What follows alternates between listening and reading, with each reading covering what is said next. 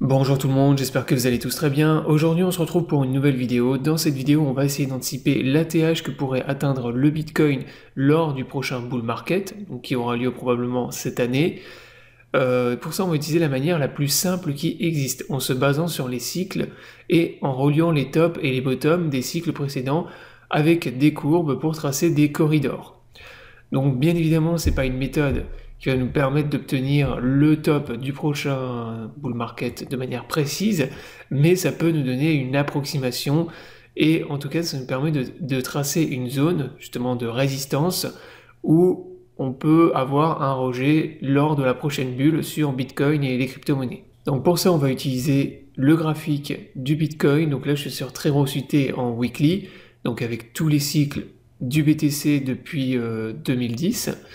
Et on va utiliser, donc on va tracer des courbes, donc je vais vous expliquer un peu comment j'ai tracé les courbes et les corridors, et on va utiliser également les halvings, puisque les halvings sur Bitcoin, eh ben, c'est des points qui sont clés dans les cycles, et généralement ce qui se passe c'est que juste après un halving, on repart dans un bull market. Et le top qu'on atteint sur le bull market, il n'est pas atteint n'importe quand, il est atteint généralement durant la même période qui suit le halving. Donc on va voir tout ça, je vais d'abord vous expliquer comment j'ai tracé les courbes et les corridors, mais avant de continuer la vidéo, si vous êtes intéressé par le trading des crypto-monnaies, je vous invite à me rejoindre sur l'exchange Bidiet et MEX. Ce sont mes deux exchanges préférés pour trader les crypto-monnaies, donc vous pouvez trader les crypto-monnaies en spot, en futur, vous avez du copy trading, sur Bidiet vous avez même des bots de trading. Donc si vous n'êtes pas inscrit, vous avez tous les liens dans la description sous la vidéo. Sur Bidiet, le lien te permet d'avoir accès à 8000 $ de bonus lors de ton premier dépôt, plus 10% de réduction sur tes frais de trading. Et sur MEX, tu as également un bonus lors de ton premier dépôt, donc profites-en. Donc maintenant on démarre la vidéo. Dans un premier temps, pour tracer les corridors qui vont nous permettre d'obtenir les zones de support et les zones de résistance, j'ai tout simplement pris les tops et les bottoms de chaque cycle. Donc vous voyez que si on prend les bottoms, c'est-à-dire les plus bas des bear market, on peut tracer une première courbe, celle que j'ai la courbe inférieure que j'ai tracée en verte. Ensuite vous pouvez en tracer une deuxième qui relie les plus bas également qu'on a eu, là par exemple durant le cycle du bear market de 2018. Vous voyez qu'en fait ici on a fait deux plus bas, on en a fait un en 2018 et un autre en 2019. Donc là ça permet de tracer en fait une énorme zone de support, un corridor en vert ici, et vous voyez qu'à chaque fois qu'on est revenu taper la zone de support, donc ce corridor vert, c'était systématiquement des énormes zones, des très bonnes opportunités en tout cas pour accumuler. Même chose donc pour le corridor rouge, donc la zone de résistance qu'on a au-dessus. Donc j'ai relié tout simplement les tops de chaque cycle. Donc là si on relie les tops de 2011, 2013 et 2017, on voit qu'on peut tracer une courbe en partie supérieure, donc c'est celle que j'ai ici. Alors lors du dernier cycle, cette courbe n'a pas été atteinte. Pour cela, il aurait fallu que le Bitcoin remonte un peu plus haut et qu'on vienne taper les environs des 100 000 $. Si on avait atteint les 100 000 $ au dernier cycle de bull market, on aurait eu à nouveau un top qui serait venu atteindre cette courbe-là. Donc ça n'a pas été le cas.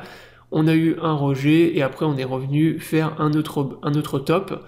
Donc le vrai top du BTC à 70 000 $ ici. Donc ça nous permet d'obtenir notre corridor en rouge, donc la zone de résistance, et ça c'est la zone qui va nous intéresser justement pour essayer d'anticiper le top que pourra atteindre Bitcoin lors du prochain bull market. Donc le top sera probablement atteint en 2025, c'est ce qu'on va voir justement en se basant sur le halving.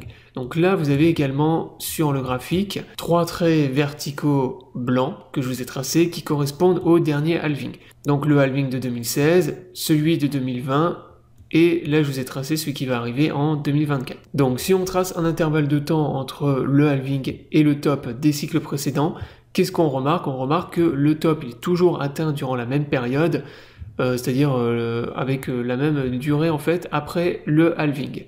Donc là par exemple en 2017, on avait atteint le top de la bulle environ 525 jours après le halving.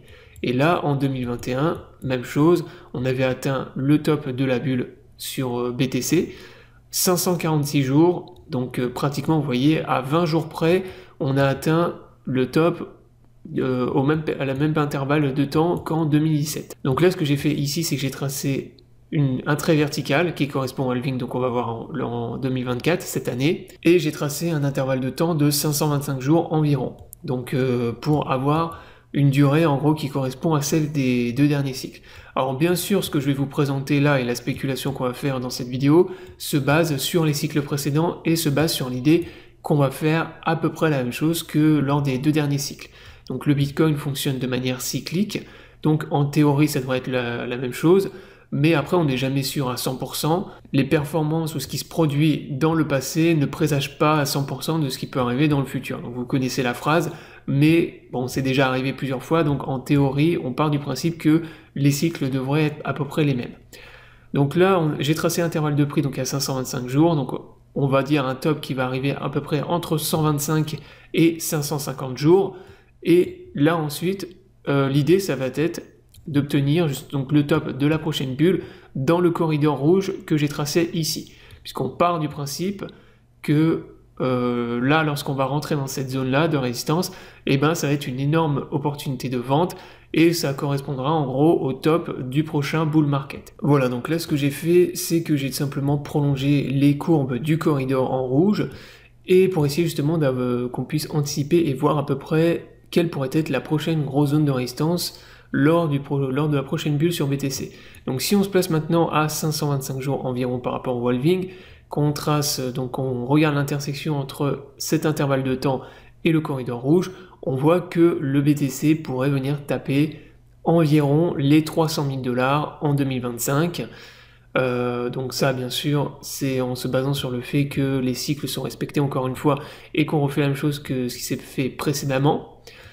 Voilà, sachant que 300 000 $, donc bien sûr ça reste un prix qui est très élevé, si jamais c'est atteint, bah forcément ce serait quelque chose de génial, mais ce qu'il faut prendre en compte également, c'est que là ça part du principe qu'on repart dans une bulle, et qu'on a vraiment le plus gros de la bulle qui est fait en 2025.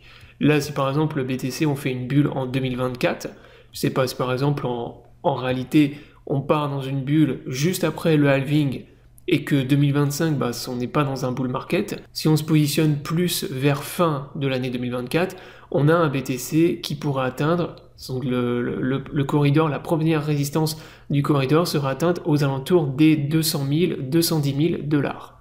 Donc ça dépend encore une fois de comment on va repartir dans une bulle sur BTC. Sachant que maintenant qu'on a les ETF spot sur Bitcoin, si vous vous intéressez justement au potentiel de ce qui a été fait par exemple sur le gold en termes lorsque les ETF ont été acceptés pour les grandes entreprises comme BlackRock, etc. Donc ça permet d'apporter énormément de liquidités sur le marché, donc c'est très compliqué de savoir l'impact que ça va avoir sur le prochain bull market.